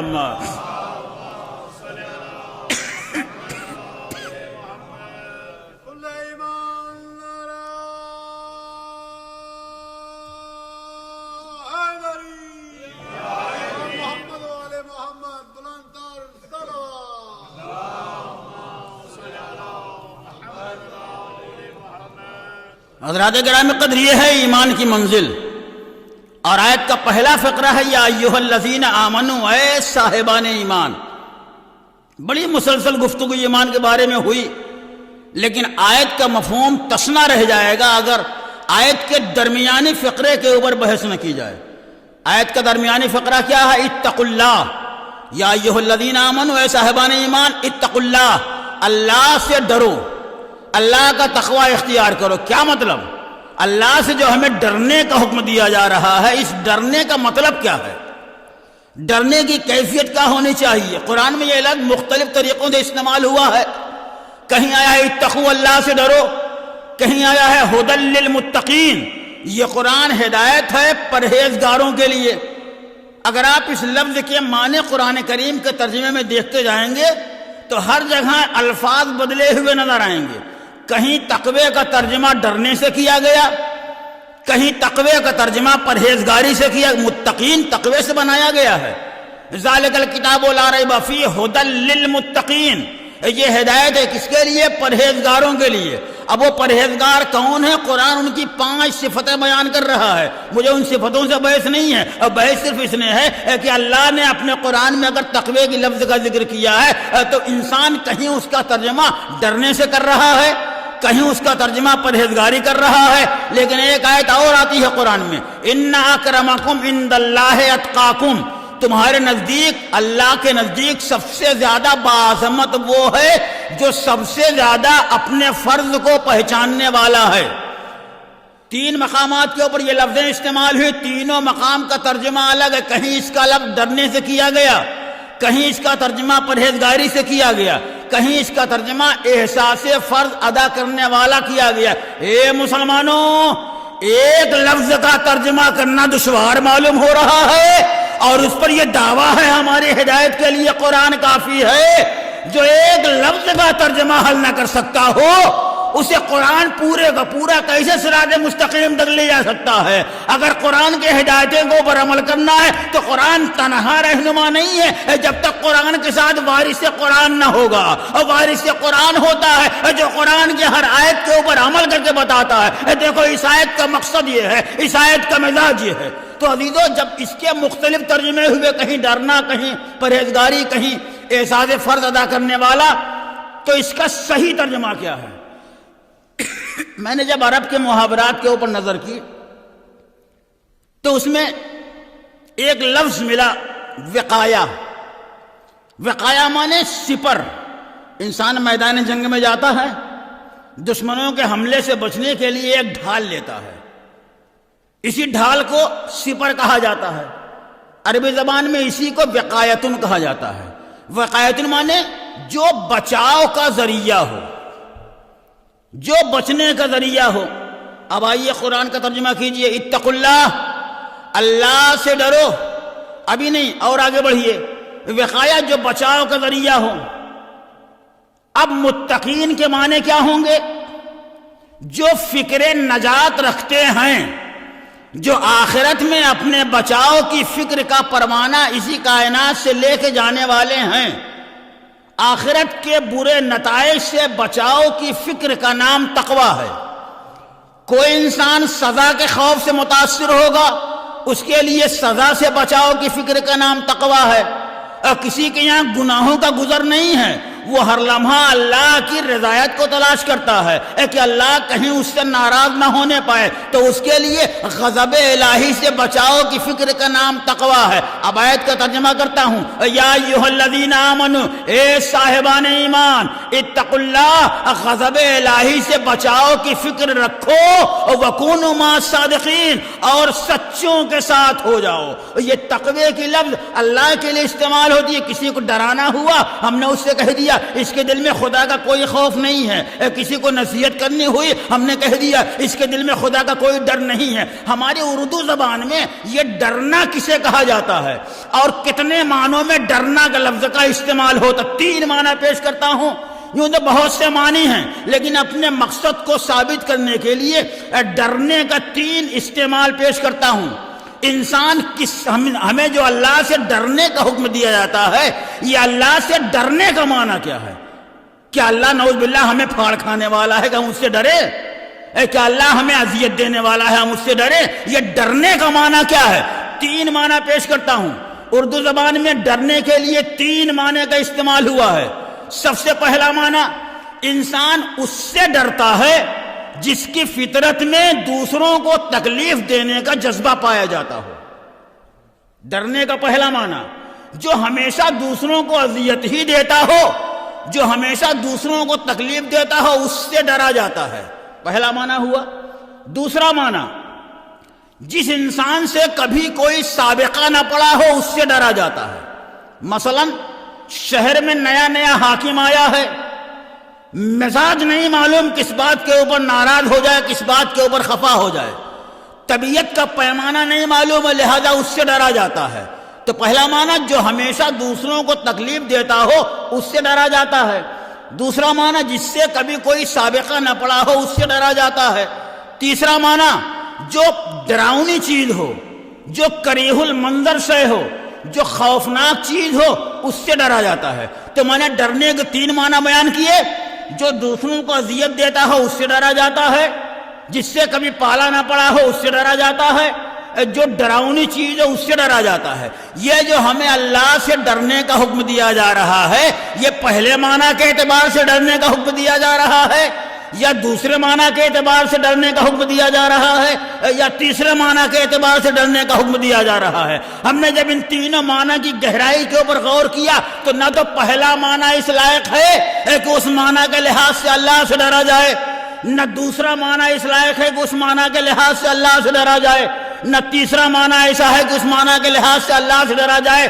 کوئی الگ سے ایک معنی یقیناً ہے جس معنی کی بنیاد کے اوپر اللہ کا خوف ہونا چاہیے. تو پہلے معنی کی بنیاد کے اوپر اللہ سے کیوں نہیں کوئی انسان ڈر سکتا؟ پہلا معنی یہی تو ہے کہ جو دوسروں کو ہردم پریشان کرتا ہو، جو دوسروں کو ہردم اذیت دیتا ہو، جس کی طبیعت میں دوسروں کو تکلیف دینے کا جذبہ پایا جاتا ہو، اس سے ڈرا جاتا ہے. نعوذ باللہ، کیا اللہ سانپ کی طرح انسان کو ڈسنے والا ہے کہ اس سے ڈرا جائے گا؟ کیا اللہ بچھو کی طرح ڈنک مارنے والا ہے کہ اس سے ڈرا جائے گا؟ کیا اس کی فطرت میں ایذا رسانی کا جذبہ ہے کہ اس سے ڈرا جائے گا؟ ارے اس کے لیے حدیث نے آواز دی، سبقت رحمتہ غضبا، جس کی رحمت اس کے غضب کے آگے آگے ہو اس سے ڈرنے کا کوئی سوال نہیں پیدا ہوتا. جو ہر لمحہ اپنے رحمتوں کا پیمانہ آگے رکھتا ہو، اپنے غضب کا پیمانہ پیچھے رکھتا ہو، اس سے ڈرنے کا کوئی سوال نہیں پیدا ہوتا. جو اتنی رحیم و کریم ذات ہو، جو اپنی بارگاہ سے مایوس ہونے کو بھی کفر قرار دیتا ہو، اس سے ڈرنے کا کوئی سوال نہیں پیدا ہوتا. قارون نے سرکشی کی، قارون نے بغاوت کی، موسیٰ نے بددعا کی، قارون کے اوپر عذاب نازل ہوا. قارون جس کو اپنی دولت کے اوپر ناز تھا، اپنے مال کے اوپر ناز تھا، اپنے منال کے اوپر ناز تھا، اپنے ثروت کے اوپر ناز تھا، اپنی تمکنت کے اوپر ناز تھا، اس کو جتنا غرور تھا ان تمام مال کے ساتھ وہ اس زمین کے اندر دھنسنے لگا. قارون نے سرکشی کی تھی، موسیٰ نے بددعا کی تھی. قارون اس زمین کے اوپر دھسنے لگا، اور جب دھسنے لگا تو عذاب لانے کے بعد بھی اللہ نے اس کو مہلت دی کہ اب بھی یہ سرکشی سے باز آ جائے. پہلے قارون ٹخنوں تک زمین کے اندر گیا، پھر گھٹنوں تک دھنسا، پھر کمر تک گیا، پھر شکم تک گیا، پھر سینے تک گیا، اور ادھر موسیٰ کے اختیار میں اللہ نے زمین کو دے دیا تھا. کہا موسیٰ آج آپ زمین سے جو کام لینا چاہیں لے لیجئے. موسیٰ زمین سے کہتے جاتے ہیں اے زمین تو نگلتی کیوں نہیں، تو نگلتی کیوں نہیں؟ زمین نگلتی جاتی ہے. ایک دفعہ وہ منظر بھی آیا کہ قارون نے کہا اے موسیٰ میں تیرے اوپر ایمان لاتا ہوں، اپنی سرکشی سے باز آتا ہوں، مجھے معاف کر دیجئے. لیکن موسیٰ نے آواز دی، اب عذاب نازل ہو جانے کے بعد معافی کا کوئی سوال نہیں پیدا ہوتا. وہ فریاد کرتا رہا اور موسیٰ نے اس کی بات کی طرف توجہ نہیں کی. بالآخر قارون اپنی دولت سمیت زمین کے اندر دھنس گیا، اور آج بھی دھنستا جا رہا ہے. قارون دھنس گیا زمین کے اندر. اب ایک عرصے کے بعد جب موسیٰ اللہ کی بارگاہ میں فریاد کرنے گئے، کوہ طور پہ اللہ سے مناجات کرنے گئے، کوہ طور پہ درخت کے ذریعے اللہ سے کلام کرنے گئے، اور موسیٰ نے مناجات کی، اے میرے مالک اب میں تیرا کلیم بندہ تجھے پکار رہا ہوں، لیکن ادھر سے کوئی جواب نہیں آیا. موسیٰ نے پھر آواز دی، مالک ارے اس سے پہلے میں جب بھی آتا تھا تجھے پکارتا تھا تو فوراً جواب دیا کرتا تھا، آج تجھے پکارے جا رہا ہوں تو جواب کیوں نہیں دے رہا ہے؟ ادھر سے کوئی جواب نہیں آیا. موسیٰ نے پھر پکارا, پھر کوئی جواب نہیں آیا. پھر موسیٰ نے تڑپ کے آواز دی, ہے میرے مالک آخر وجہ کیا ہے, آخر سبب کیا ہے؟ آج میں تجھے پکارے جا رہا ہوں اور تو میری بات کا جواب نہیں دے رہا ہے. اب ایک دفعہ آواز قدرت آئی, اے موسیٰ قارون تم سے بار بار فریاد کر رہا تھا کہ میں باز آیا, میں باز آیا. اگر ایک مرتبہ میری بارگاہ میں دست دعا پھیلا دیتا تو میں یقیناً اسے معاف کر دیتا. تو اس کا مطلب ہے جو اتنی رحیم و کریم ذات ہو اس سے ڈرنے کا کوئی سوال نہیں پیدا ہوتا. یہ پہلا معنی ہوا. پہلے معنی کے لحاظ سے اللہ سے ڈرنا ہی نہیں چاہیے. اس کی رحمت آگے آگے ہے, اس کا کرم آگے آگے ہے. جو دشمنوں کے اوپر بھی رحم کرتا ہو, فرعون انا ربکم الاعلی, میں تمہارا سب سے بلند پروردگار ہوں. لیکن اللہ کی رحمتیں فرعون کے بھی شامل حال ہیں. خدائی کے مقابلے میں فرعون کھڑا ہے. اگر اللہ چاہتا تو اس کے وجود کو ختم کر دیتا, لیکن نہیں, جو اس کے مقابلے میں بھی کھڑا ہو جائے اللہ اپنے رزق سے اسے بھی محروم نہیں کرتا, اس کے اوپر بھی اس کی نظر رحمت شامل حال رہتی ہے. تو جو اتنی رحیم ذات ہو اس سے ڈرنے کا کوئی سوال نہیں پیدا ہوتا. تو معلوم ہوا پہلا معنی کسی بھی لحاظ سے اللہ کے شایان شان نہیں ہے کہ اس معنی کے لحاظ سے اس سے ڈرا جائے. یعنی اس کی فطرت میں دوسروں کو تکلیف دینے کا جذبہ ہے ہی نہیں. دوسرا معنی میں نے کیا بیان کیا تھا؟ دوسرا معنی جس سے کبھی سابقہ نہ پڑا ہو, جس سے کبھی انسان کا پالا نہ پڑا ہو, اس سے ڈرا جاتا ہے. آپ غور کیجئے, جس کے گہوارے تربیت میں ہم سانس لے رہے ہوں, جس کی آغوش پرورش میں ہم نے آنکھ کھولی ہو, اس سے ڈرنے کا کوئی سوال نہیں پیدا ہوتا. ایک ذرا اس کی نظر توجہ سے ہم ہٹ جائیں تو ہم ہستی سے نیستی میں تبدیل ہو جائیں. لہذا جو اتنی رحیم و کریم ذات ہو اس سے بندہ ڈرے ممکن نہیں. اسی لیے مسلمانوں کے درمیان اور عیسائیوں کے درمیان ایک فرق ہے. مسلمان اسے رب کہتے ہیں, عیسائی اسے اب کہتے ہیں. رب کے معنی ہوتے ہیں پرورش کرنے والا, رب کے معنی ہوتے ہیں تربیت کرنے والا. اب عزیزو تربیت کا دو معنی ہے, لیکن تربیت کا جہاں وہ معنی نہیں ہے جو ٹریننگ کے معنی میں ہے. تربیت کو اگر آپ اردو زبان میں استعمال کریں گے تو ٹریننگ کے معنی میں آئے گا, لیکن قرآن میں جب لفظ تربیت کا استعمال ہوگا تو پرورش کے معنی میں آئے گا, پالنے کے معنی میں آئے گا. اب اگر اللہ کہہ رہا ہے کہ جس کے گہوارے تربیت میں, یعنی اللہ جس کو پال پوس کے بڑا کر رہا ہو, اس سے ڈرنے کا کوئی سوال نہیں پیدا ہوتا. تو مسلمانوں اور عیسائیوں کے درمیان فرق ہے. مسلمان اسے رب کہتے ہیں, عیسائی اسے اب کہتے ہیں. اب یعنی باپ, رب یعنی پالنے والا. رب پالنے والا حال کا رشتہ ہے, اب ماضی کا رشتہ ہے. کیا مطلب؟ اب وجود کا پتہ دیتا ہے, بقا کا پتہ نہیں دیتا. انسان کے والدین اس کے پیدائش کا ذریعہ ہیں, لیکن انسان کے والدین اپنے بچوں کو باقی رکھنے کا ذریعہ نہیں ہیں. باپ سبب وجود کو بتاتا ہے, سبب بقا کو نہیں بتاتا. لیکن رب سبب وجود کے ساتھ ساتھ سبب بقا کو بتاتا ہے. اب دنیا خود غور کرے, اب ماضی کا رشتہ ہے, رب حال کا رشتہ ہے. ہماری ہر سانس جس کی ممنون احسان ہو اس سے ڈرنے کا کوئی سوال نہیں پیدا ہوتا. جو ہر لمحہ اپنے رحمتوں کا سایہ ہمارے سروں کے اوپر کیے ہو, اس سے ڈرنے کا کوئی سوال نہیں پیدا ہوتا. تو طے ہو گیا, نہ پہلا معنی اللہ کے لیے شایان شان, نہ دوسرا معنی اللہ کے شایان شان. تیسرا معنی میں نے کیا عرض کیا تھا؟ جو خوفناک شے ہو, جو کریہ المنظر شے ہو, اس سے ڈرا جاتا ہے. کیا اللہ کریہ المنظر کسی وجود کا نام ہے؟ جو کمال مطلق ہے, جو جمال مطلق ہے, جہاں صرف خیر ہی خیر ہے, جہاں صرف بھلائی ہی بھلائی ہے, جہاں شر کی کوئی آمیزش نہیں ہے, جہاں قبح کا کوئی سوال نہیں ہے, جہاں فقط حسن ہی حسن ہے. تو جو خیر مطلق ہو, جو کمال مطلق ہو, جہاں برائیوں کا گزر تک نہ ہو, اس سے ڈرنے کا کوئی سوال نہیں پیدا ہوتا. تو تین معنی میں نے بیان کیے تھے ڈرنے کے. نہ پہلا معنی اس لائق ہے کہ اس معنی کے لحاظ سے اللہ سے ڈرا جائے, نہ دوسرا معنی ایسا ہے کہ اس معنی کے لحاظ سے اللہ سے ڈرا جائے, نہ تیسرا معنی ایسا ہے کہ اس معنی کے لحاظ سے اللہ سے ڈرا جائے۔ پھر ہمیں کیوں اللہ سے ڈرنے کا حکم دیا جا رہا ہے؟ ہم اللہ کا تقوی اختیار کریں تو کیسے کریں؟ اس کے لیے ایک مثال پیش کرتا ہوں۔ ایک بیٹے کے دل میں باپ کا خوف ہوتا ہے۔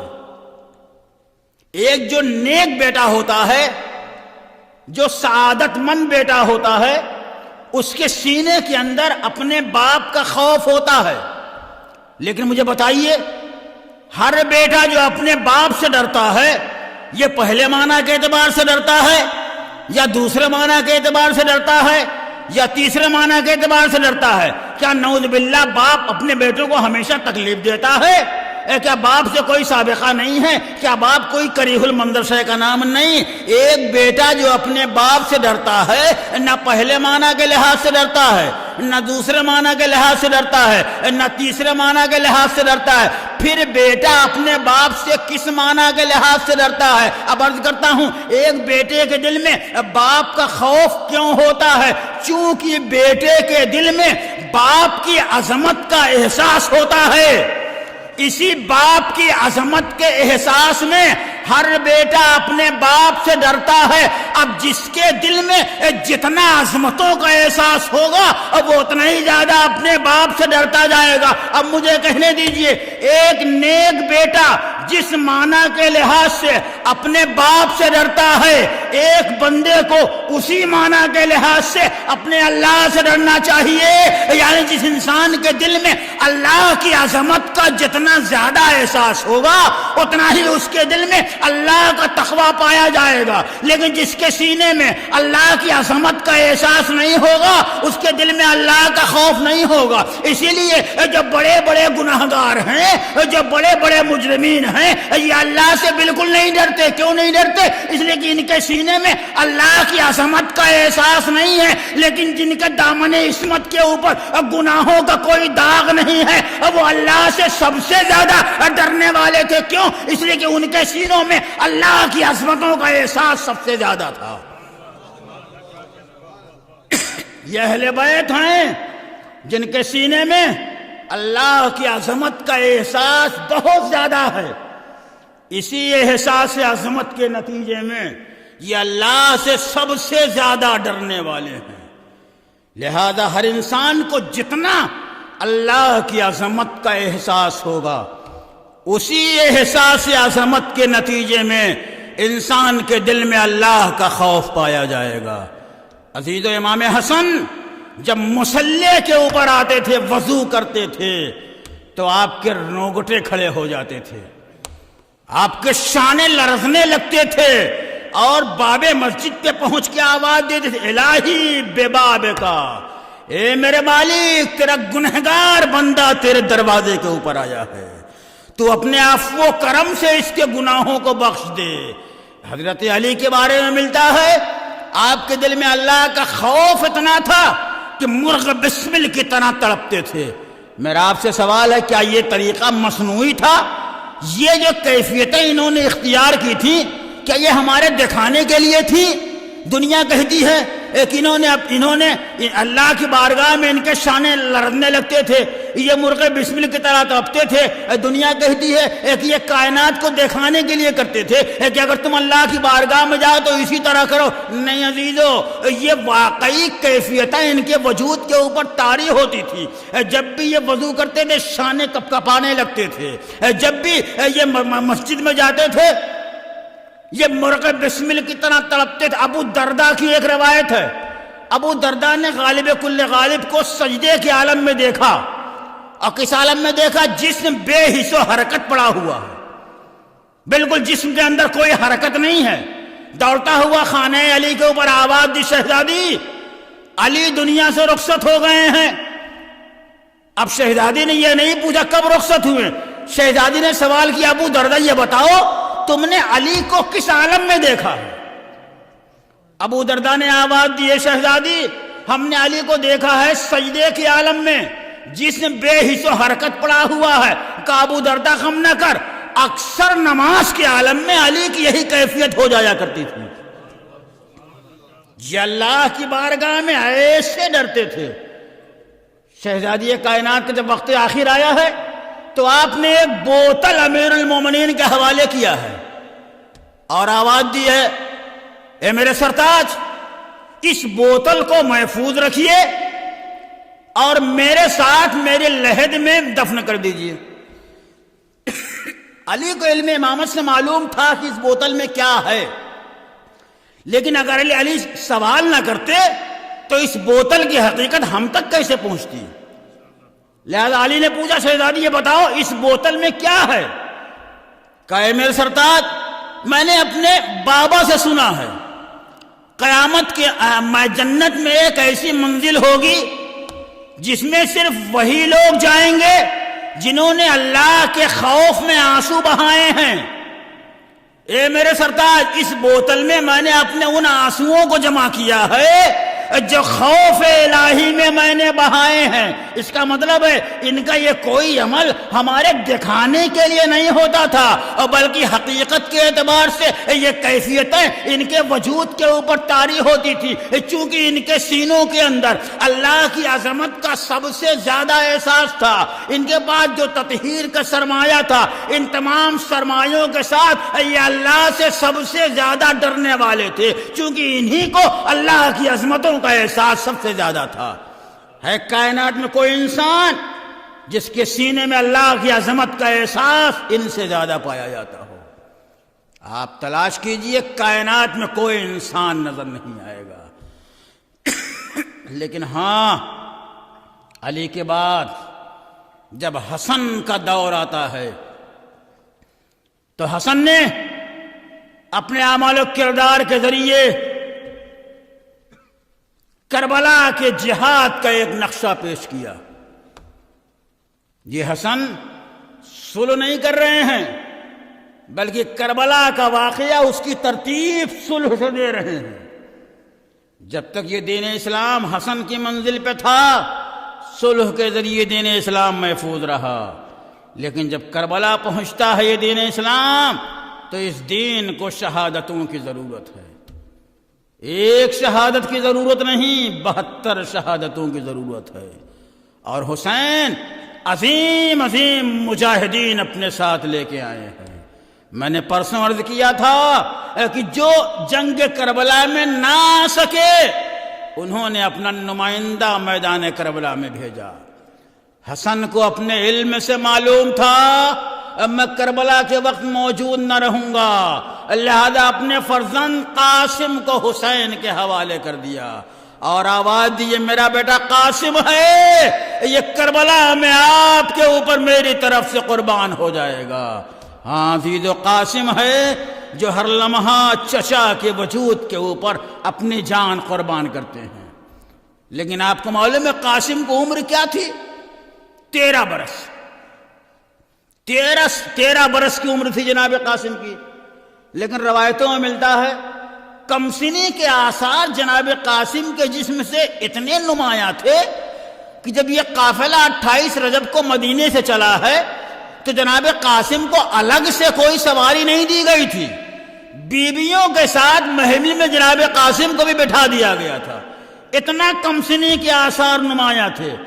اور خاندان اہل بیت کا بچہ ہے، گھر میں شہادتوں کا تذکرہ ہوتا ہی تھا، کل شہید ہو جائیں گے سب، کربلا کے میدان میں شہادت ہو جائے گی، اور یہ بھی بچہ سنتا تھا کمسن شہید نہیں ہوگا، لہذا قاسم کے دل میں شہادت کا جذبہ کروٹیں لیتا تھا، کہیں ایسا نہ ہو میری کمسنی مجھے شہید ہونے میں مائل نہ ہو جائے۔ اور یہی ہوا جب شب عاشور آئی، حسین نے اپنے احباب و انصار کو جمع کیا، محضر شہادت پڑھنا شروع کیا اور کہا، اے مجاہدو، کل قربانی کا دن ہے، کل ایک ایک کو اللہ کی راہ میں قربان ہونا ہے۔ اے حبیب ابن مظاہر صدیق، کل تمہیں بھی قربان ہونا ہے۔ اے مسلم ابن اوسجا، کل تمہیں بھی قربان ہونا ہے۔ حسین ایک ایک مجاہد کا نام لے رہے ہیں، بریر حمدانی، کل تمہیں بھی قربان ہونا ہے۔ نافع ابن ہلال، کل تمہیں بھی قربان ہونا ہے۔ ہلال ابن نافع، کل تمہیں بھی قربان ہونا ہے۔ زہیرقین کل تمہیں بھی قربان ہونا ہے، اور فقط تمہیں کو نہیں قربان ہونا ہے، میرے عباس کل تمہیں بھی قربان ہونا ہے، اکبر کل تمہیں بھی قربان ہونا ہے۔ حسین ساری قربانیوں کا تذکرہ کر کے خاموش ہو گئے، لیکن تاریخ نے لکھا اسی محفل سے ایک کمسن شہزادہ اٹھتا ہے، خیمے کے کنارے جاتا ہے، زارو قطار روتا ہے، آواز دیتا ہے میری کمسنی مائے شہادت کے اندر مائل ہو گئی۔ بڑے چچا نے ایک ایک کا نام لیا، اب میرا نام دفتر شہداء میں نہیں ہے۔ آنسوؤں کا سیلاب قاسم کی آنکھوں سے رواں دواں ہے۔ اب ایک دفعہ چچا کے پاس آئے، آواز دی چچا کیا دفتر شہداء میں میرا نام نہیں ہے؟ حسین کو کہہ دینا چاہیے تھا کہ ہاں ہے یا نہیں ہے، لیکن حسین نے جواب دینے سے پہلے ایک سوال کر لیا، اے میرے شہزادے قاسم، یہ بتاؤ کیف الموت عندک، تمہاری نگاہوں میں موت کیسی ہے؟ اب ایک دفعہ قاسم نے آواز دی، الموت احلا عندی من الاصل، ارے موت وہ تو میرے نزدیک شہد سے زیادہ شیریں ہیں۔ اللہ قاسم نے موت کا ذائقہ بتا دیا۔ ارے دنیا کے فلاسفہ ختم ہو گئے، لیکن کسی نے موت کا ذائقہ نہیں بتایا۔ ہماری کروڑوں جانیں قربان ہو جائیں قاسم گلبدن کے اوپر جس نے موت کے ذائقے کو شیریں بتایا۔ اب ایک دفعہ حسین جب مطمئن ہو گئے تو پوچھا، اے چچا کل کیا مجھے شہید نہیں ہونا ہے؟ آواز دی، اے میرے لال قاسم، ارے کل تو ہی نہیں تیرا چھوٹا بھیا علی اصغر بھی شہید ہو جائے گا۔ اب ایک دفعہ قاسم کو اپنی شہادت کا نذرانہ سن کے خوشی ہو گئی، لیکن علی اصغر کا نام سنا تو دوسرا سوال کر لیا، اے بابا حل یسلون اہل الخیام، کیا اشقیاء خیموں میں آ جائیں گے؟ کہا نہیں میں خود انہیں لے کے جاؤں گا اور ملا کا تیر سے شہید کرے گا۔ جزاکم ربکم خیر الجزا۔ خدا آپ کو کسی غم میں نہ رلائے سوائے غم سرکار سید الشہداء۔ شب عاشور آئی ہے، ہر بیوی ایک ایک بیٹے کو قربان کرنے کے لیے آمادہ کر رہی ہے۔ دیکھو کل قربانی کا دن ہے، سب سے پہلے حسین کے اوپر قربانی پیش کرنا ہے، سب سے پہلے حسین کے اوپر اپنی جان کو نثار کرنا ہے۔ لو عزادارو، عاشور کا سورج نمودار ہوتا ہے، عاشور کا سورج نمودار ہوتا ہے، قربانیوں کا سلسلہ شروع ہوتا ہے۔ اصحاب قربان ہو رہے ہیں، چاہنے والے قربان ہو رہے ہیں۔ جب گود کے پالوں کی باری آتی ہے تو ایک ایک گود کے بالے قربان ہو جاتے ہیں۔ بالآخر ماں نے قاسم کو قریب بلا، آواز دی، قاسم جاؤ امو سے اجازت لو اور ان کے قدموں کے اوپر اپنی جان کو نچھاور کر دو۔ ایک دفعہ قاسم آئے، چچا کے پاس آئے، آواز دی، چچا مرنے کی رضا چاہتا ہوں، لیکن حسین خاموش ہیں۔ حسین نے کوئی جواب نہیں دیا۔ کیوں؟ اس لیے کہ بچے کے نفس کا مالک یا باپ ہوتا ہے یا اس کا دادا ہوتا ہے۔ بچے کے نفس کا مالک چچا نہیں ہوتا، وہ بھی کمسن بچہ ہے، اگر کمسنی کی منزل سے آگے جا چکا ہو تو وہ خود مالک ہوتا ہے، لیکن اگر نابالغ بچہ ہو، کمسن بچہ ہو، تو اس کے نفس کا مالک یا اس کا باپ ہوتا ہے یا اس کا دادا ہوتا ہے۔ قاسم مرنے کی رضا مانگ رہے ہیں، اے چچا اب مجھے مرنے کی رضا دے دیجئے۔ حسین نے کوئی جواب نہیں دیا، حسین خاموش ہیں۔ ارے حسین کیسے جواب دیں؟ حسین کو قاسم کے اوپر اختیار نہیں ہے، نہ قاسم حسین کے باپ ہیں، نہ حسین قاسم کے باپ ہیں، نہ حسین قاسم کے دادا ہیں۔ لیکن روایت نے لکھا ایک دفعہ قاسم کو یاد آیا، وقت آخر میرے بابا نے میرے بازو پہ ایک تعویذ باندھا تھا، اب جیسے ہی تعویذ کو کھولا اس پہ لکھا تھا، اے میرے لال قاسم، ارے میں کربلا میں نہ رہوں گا، ارے میرے بھائی کے اوپر قربان ہو جانا۔ ارے وہ تعویذ لا کے چچا کے ہاتھوں پہ رکھ دیا۔ ارے ابھی تک حسین کو بھیجنے کا حق نہیں تھا، اب حسین کو روکنے کا حق نہیں ہے۔ یہ تعویذ نہیں ہے بلکہ قاسم اپنی شہادت کا پروانہ لے کے آئے ہیں، لیکن تاریخ بتاتی ہے حسین قاسم کے سراپا کو دیکھتے جا رہے ہیں۔ مرنے کے لیے کسی کو میدان میں بھیجنا کوئی معمولی کام نہیں ہے، بڑا مشکل کام ہے۔ ایک دفعہ زینب نے اس منظر کو دیکھا،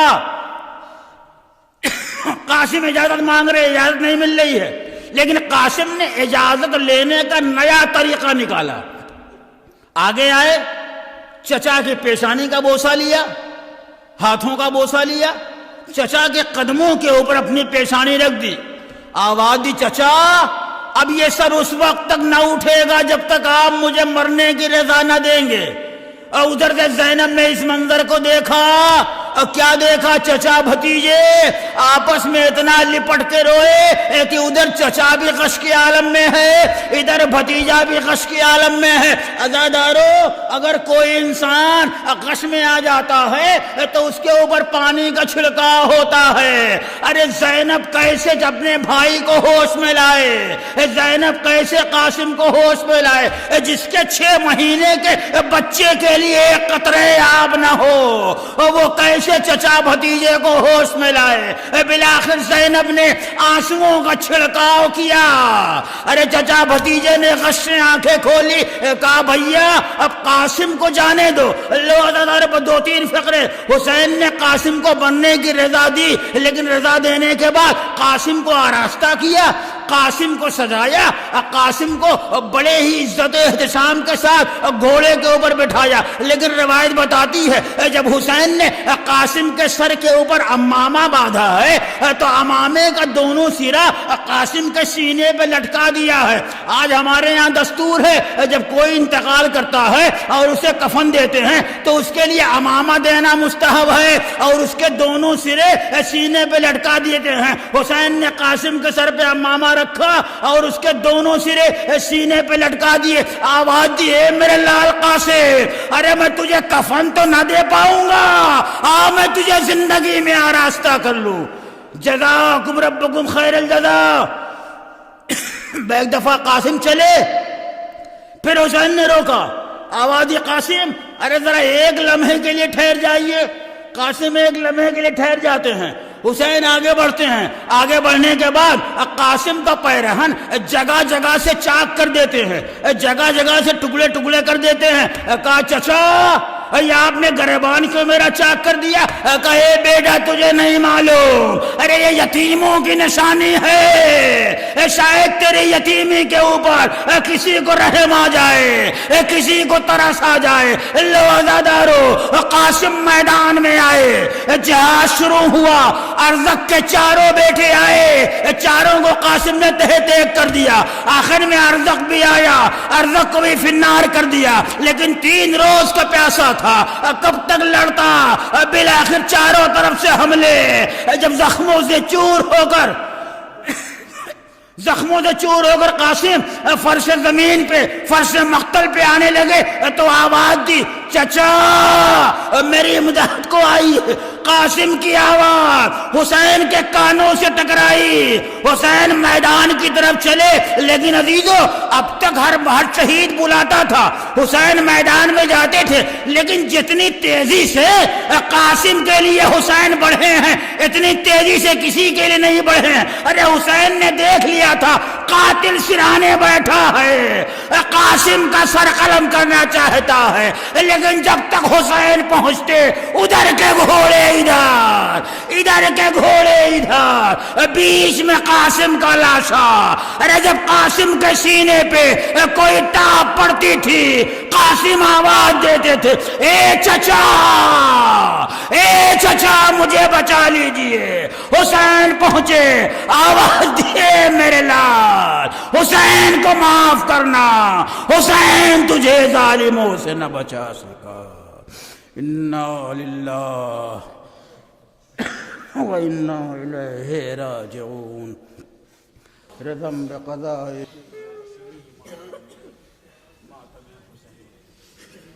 یا حسین، یا حسین، یا حسین، یا حسین، یا حسین، یا حسین، یا حسین، یا حسین، یا حسین، یا حسین، یا حسین، یا حسین، یا حسین، یا حسین، یا حسین، یا حسین.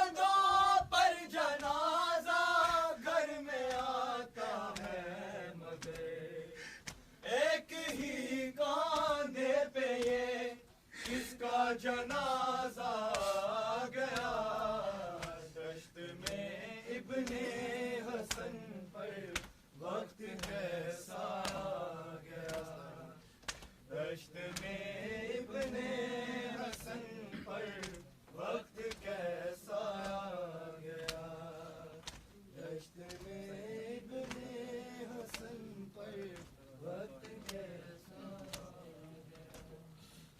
جس طرح چنتا ہے مالی پھول اپنے باغ سے جس طرح چنتا ہے مالی پھول اپنے باغ سے ٹکڑے یوں قاسم کے چننے میرا مولا گیا دشت میں ابن حسن پر وقت کیسا گیا دشت میں ابن حسن پر وقت کیسا گیا چوم کر تعویذ سرور دیر تک روتے رہے چوم کر تعویذ سرور دیر تک روتے رہے بھائی کے